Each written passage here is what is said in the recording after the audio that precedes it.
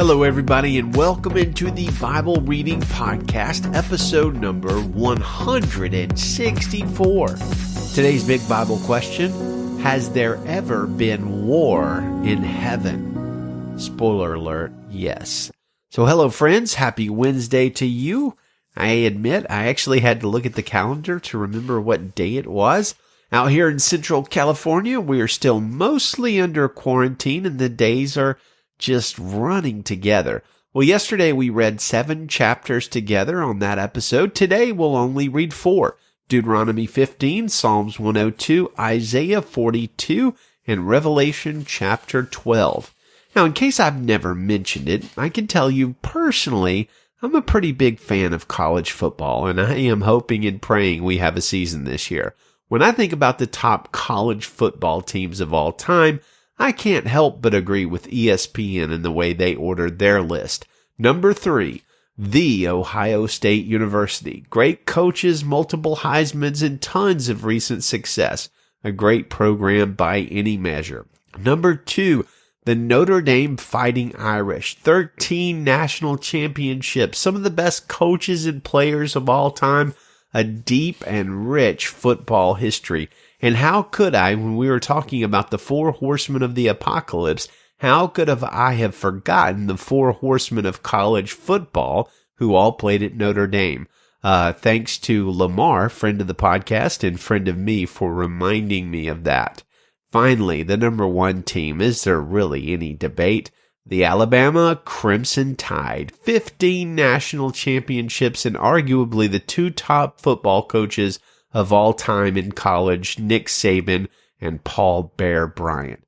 Now, I probably should remind you guys that I am not biased in the least bit in those rankings right now, as I live in California, which is like 2,000 miles away from Ohio State and Notre Dame and whatever other school I ranked first. So I am not biased at all, right? But this is not a college football podcast. It's not a wrestling podcast, as we discussed a few days ago. Though honestly, I could enjoy either of those, or actually both together. Hello, everybody. Welcome into the WrestleManiacs Heisman cast. No, maybe not.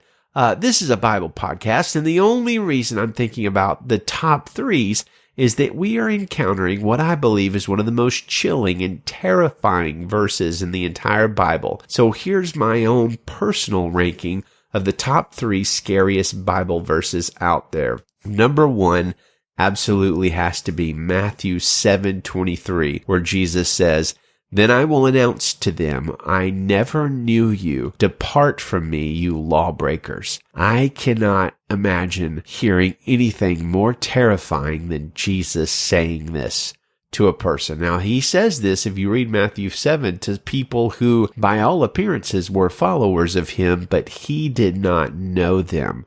Depart from me, you lawbreakers. What a terrifying thing to hear upon the return of Jesus.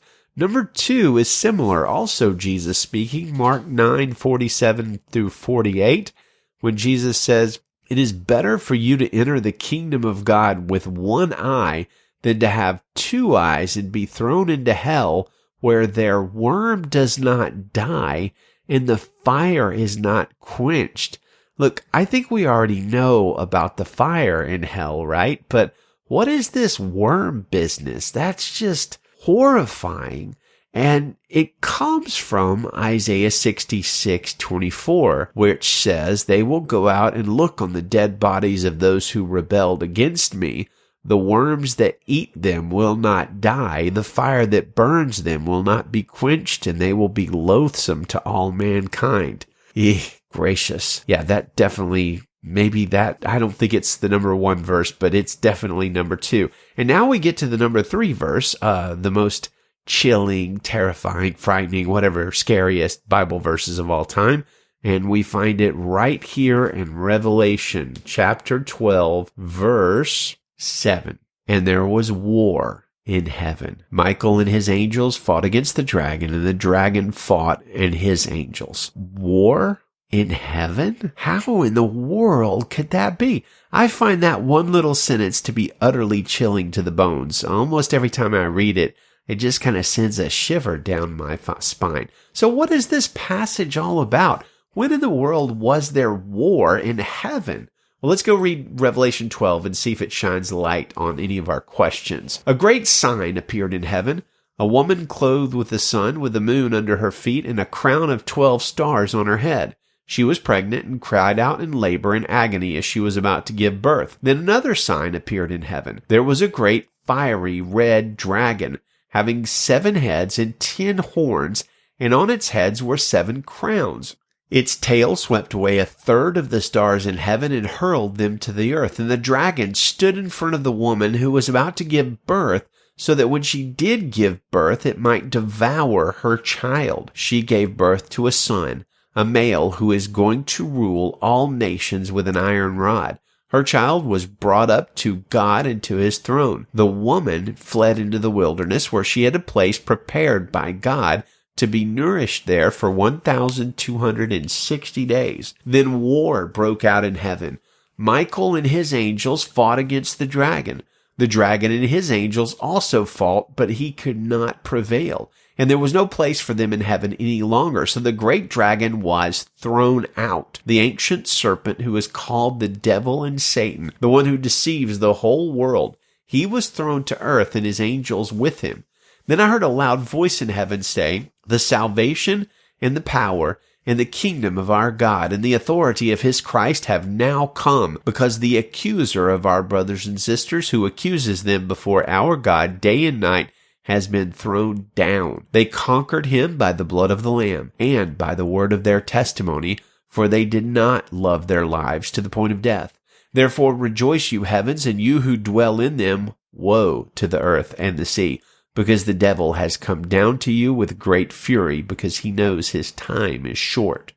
When the dragon saw that he had been thrown down to the earth, he persecuted the woman who had given birth to the male child. The woman was given 2 wings of a great eagle, so that she could fly from the serpent's presence to her place in the wilderness, where she was nourished for a time, times, and half a time. From his mouth the serpent spewed water like a river, flowing after the woman to sweep her away with a flood.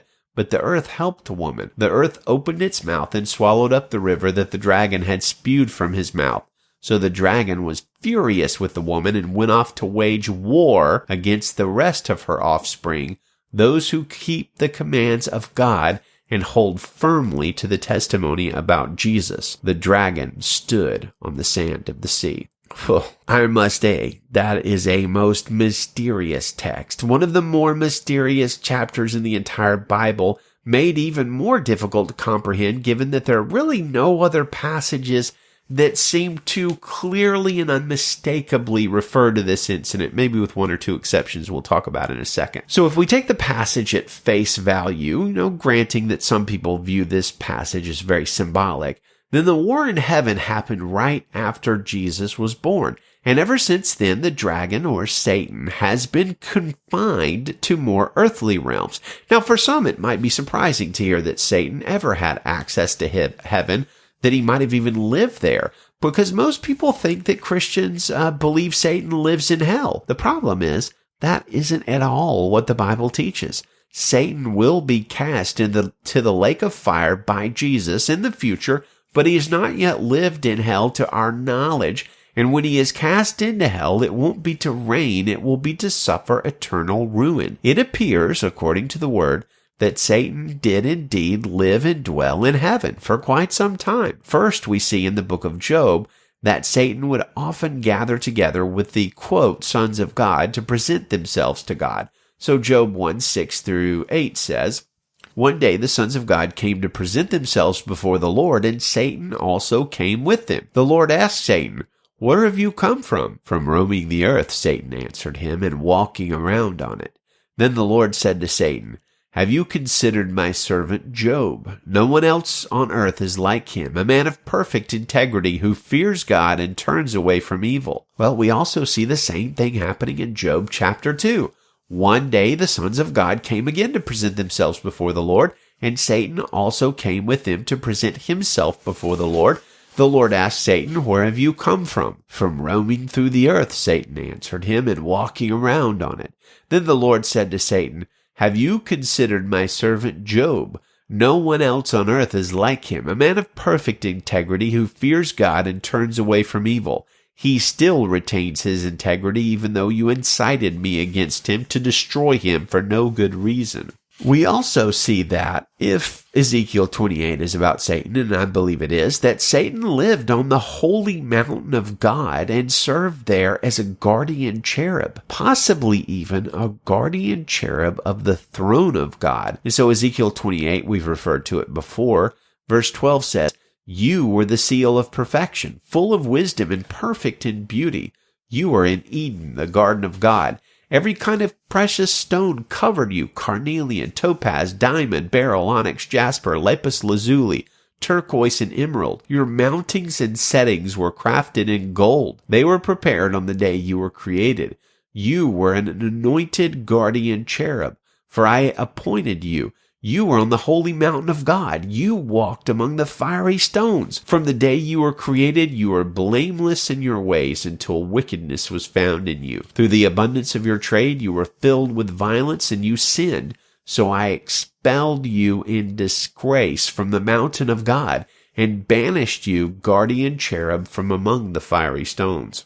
Now, sharp-eared listeners will hear this passage and wonder about the timing, since Ezekiel 28:16 seems to also be talking about Satan being banished from heaven. How could Revelation 12, which is like 500 years or so roughly after Ezekiel, be talking about Satan's banishment as something that just recently happened? Well, that's actually a great question. There's at least a couple of possible answers. Number one, Satan was kicked out of heaven at some point before the birth of Jesus, maybe right after the Genesis 3 fall, but still could come back to heaven to, visit? That might not be the right word. But then he was permanently banished from heaven after the war of Revelation 12. Now, possibility number two is that either Ezekiel 28 is looking forward prophetically to Satan's banishment, or Revelation 12 is looking backward prophetically to Satan's banishment. The bottom line is we don't know. I do know, interestingly though, that Jesus says he witnessed this event and he described it very briefly to his disciples. In Luke chapter 10, verse 18, he said to them, "I watched Satan fall from heaven like lightning." What we do know is that Satan attempted to ignite a sort of heavenly civil war before he was booted from heaven. Revelation 12:4 seems to indicate that a third of the angels of heaven joined in this revolt somehow, some way, and fought against the other angels who were led by the archangel Michael in a way that is difficult to understand, but sort of could be similar to an Ezekiel 28 dynamic, where that chapter is talking about a human king, the king of Tyre, and also talking about Satan at the same time. Maybe Daniel chapter 8 is doing the same thing. And Daniel 8 does indeed seem to refer almost unmistakably to the war in heaven. Verse 9, for instance, says, "From one of them a little horn emerged and grew extensively towards the south and the east and towards the beautiful land. It grew as high as the heavenly army, made some of the army and some of the stars fall to the earth and trampled them. It acted arrogantly even against the prince of the heavenly army. It revoked his regular sacrifice and overthrew the place of his sanctuary. In the rebellion, the army was given up together with the regular sacrifice. The horn threw truth to the ground and was successful in what it did. Then I heard a holy one speaking, and another holy one said to the speaker, 'How long will the events of this vision last? The regular sacrifice, the rebellion that makes desolate, and the giving over of the sanctuary and of the army to be trampled.'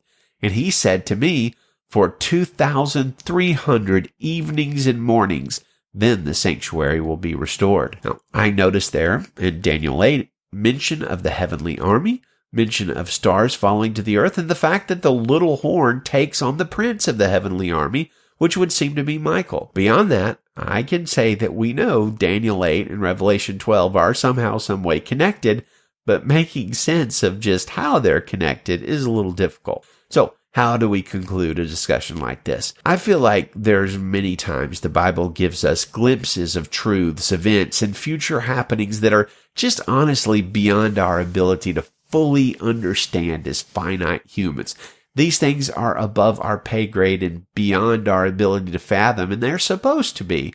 But they do share truths with us that are good and cause us, or at least should cause us, to cast our eyes toward heaven. And I'm grateful for these deep passages. Deep and mysterious passages like this can be confusing if you just try to figure out their every intricacy. But if we allow them to draw us to the Father, then we will find comfort there. I love how Spurgeon, in preaching about this violent and war-filled passage, leads his people to the ultimate peace promised by the cross of Jesus. And I think that'll make a very good fitting closing for our discussion today of Revelation 12.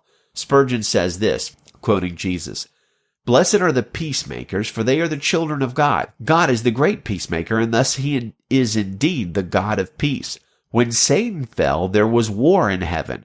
God made peace there, for he smote Satan and cast him and all his rebel hosts into eternal fire. He made peace by his might and power and majesty, for he drove him out of heaven and expelled him by his flaming brand, never again to pollute the sacred floor of bliss, and nevermore to endanger paradise by misleading his peers in heaven. So he made peace in heaven by his power. But when man fell, God made peace not by his power, but by his mercy. Man sinned. Poor man. Mark how God goes after him to make peace with him. Adam, where are you? Adam never said, God, where are you? But God came after Adam, and he seemed to say with a voice of affection and pity, Adam, poor Adam, where are you? Have you become a god? The evil spirit said you would be a god. Are you? Are you a god? Where are you now, poor Adam? You were once in holiness and perfection. Where are you now? And he saw the truant Adam running away from his master, running away from the great peacemaker to hide himself beneath the trees of the garden.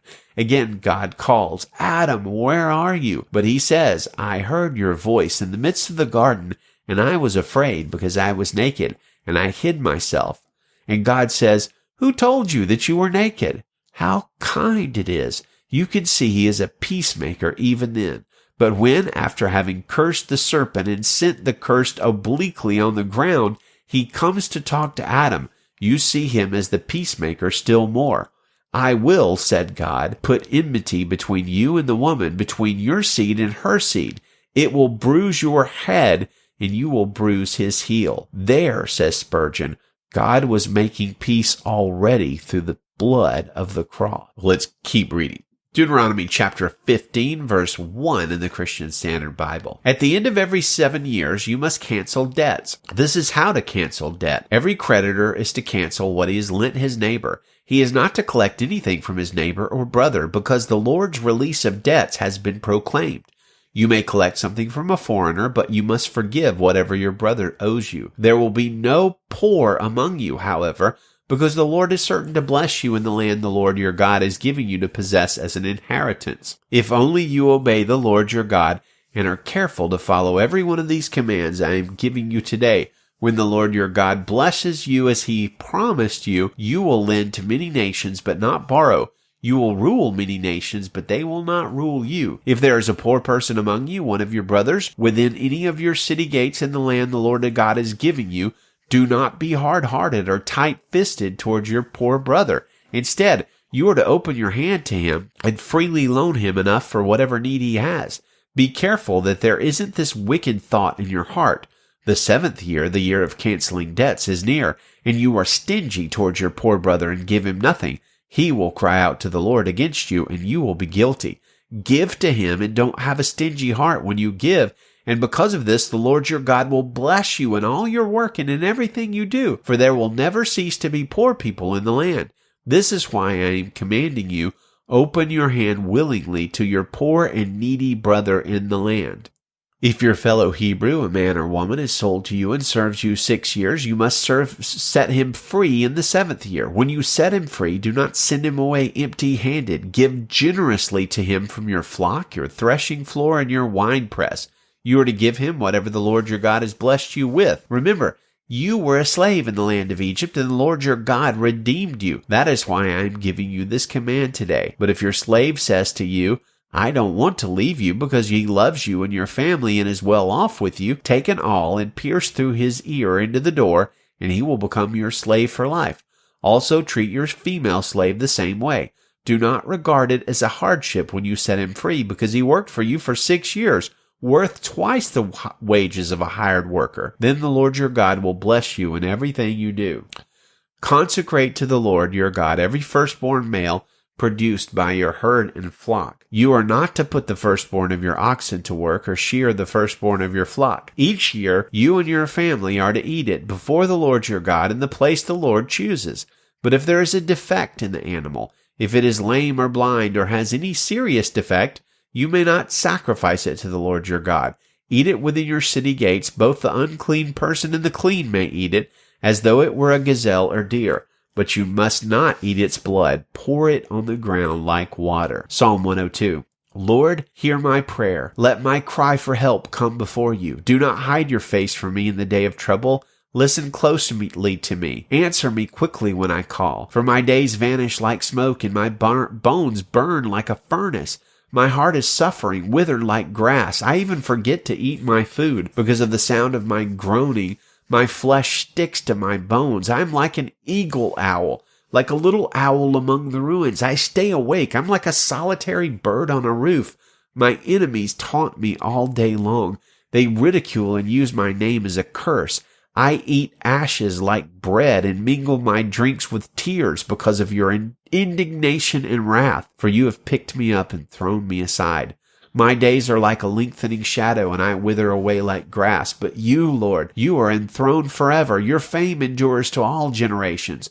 You will wise up and have compassion on Zion, for it is time to show favor to her. The appointed time has come. For your servants take delight in its stones and favor its dust. Then the nations will fear the name of the Lord, and all the kings of the earth your glory. For the Lord will rebuild Zion. He will appear in his glory. He will pay attention to the prayer of the destitute and will not despise their prayer. This will be written for a later generation, and a people who have not yet been created will praise the Lord. He looked down from his holy heights. The Lord gazed out from heaven to earth to hear a person's groaning, to set free those condemned to die, so that they might declare the name of the Lord in Zion and his praise in Jerusalem, when peoples and kingdoms are assembled to serve the Lord. He has broken my strength in mid-course. He has shortened my days. I say, my God, do not take me in the middle of my life.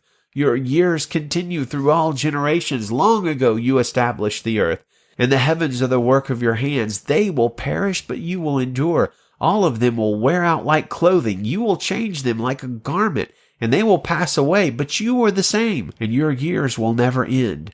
Your servants' children will dwell securely, and their offspring will be established before you. Isaiah 42. This is my servant, I strengthen him. This is my chosen one, I delight in him. I have put my spirit on him. He will bring justice to the nations. He will not cry out or shout or make his voice heard in the streets. He will not break a bruised reed, and he will not put out a smoldering wick. He will faithfully bring justice. He will not grow weak or be discouraged until he has established justice on earth. The coasts and islands will wait for his instruction. This is what God the Lord says, who created the heavens and stretched them out, who spread out the earth and what comes from it, who gives breath to the people on it and spirit to those who walk on it. I am the Lord. I have called you for a righteous purpose, and I will hold you by your hand. I will watch over you, and I will appoint you to be a covenant for the people and a light to the nations, in order to open blind eyes, to bring out prisoners from the dungeon and those sitting in darkness from the prison house. I am the Lord. That is my name. And I will not give my glory to another or my praise to idols. The past events have indeed happened. Now I declare new events. I announce them to you before they occur. Sing a new song to the Lord. Sing his praise from the ends of the earth. You who go down to the sea with all that fills it, you coasts and islands with your inhabitants, let the desert and its cities shout. The settlements where Kedar dwells cry aloud. Let the inhabitants of Selah sing for joy. Let them cry out from the mountaintops. Let them give glory to the Lord and declare his praises in the coasts and islands. The Lord advances like a warrior. He stirs up his zeal like a soldier. He shouts. He roars aloud. He prevails over his enemies. I have kept silent from ages past. I have been quiet and restrained myself, but now I will groan like a woman in labor, gasping breathlessly. I will lay waste mountains and hills and dry up all their vegetation. I will turn rivers into islands and dry up marshes. I will lead the blind by a way they did not know. I will guide them on paths they have not known. I will turn darkness to light in front of them and rough places into level ground. This is what I will do for them, and I will not abandon them. They will be turned back and utterly ashamed. Those who trust in an idol and say to a cast image, "You are gods." Listen, you deaf, look, you blind, so that you may see. Who is blind but my servant, or deaf like my messenger I am sending? Who is blind like my dedicated one, or blind like the servant of the Lord? Though seeing many things, you pay no attention. Though his ears are open, he does not listen. Because of his righteousness, the Lord was pleased to magnify his instruction and make it glorious. But this is a people plundered and looted, all of them trapped in holes or imprisoned in dungeons. They have become plunder with no one to rescue them, and loot with no one saying, "Give it back." Who among you will hear this? Let him listen and obey in the future. Who gave Jacob to the robber and Israel to the plunderers? Was it not the Lord? Have we not sinned against him? They were not willing to walk in his ways, and they would not listen to his instruction. So he poured out his furious anger and the power of war on Jacob. It surrounded him with fire, but he did not know it. It burned him, but he didn't take it to heart. O Lord, let us listen. O Lord, let us be built up and edified and encouraged and pointed to Jesus by your word. Friends, may the Lord bless you. Good day. Godspeed.